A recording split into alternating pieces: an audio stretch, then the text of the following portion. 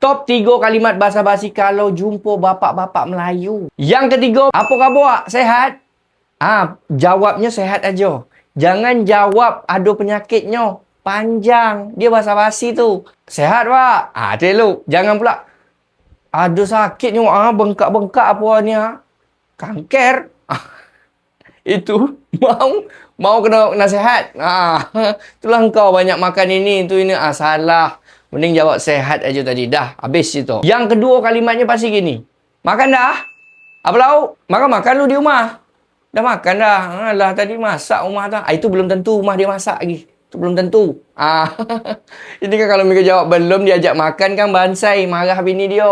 Kenapa ngajak orang makan? Awak belum masak lagi. The one only, kalimat ni dah pasti mereka dengar. Nak ke mana tu? Tak ada. Cukup jawab sampai situ. Jangan jawab, nak ke mana tu? Nak pergi kerja. Kerja mana? Panjang. Sudah terlambat, kena SP, berhenti kerja. Panjang wal tu. Dia pasti nanya, apa kerja? Pak, kemarin kerja sana tak? Sudah. Ada tak kalimat basa-basi lainnya? Boleh mereka komen di bawah sini. Komen.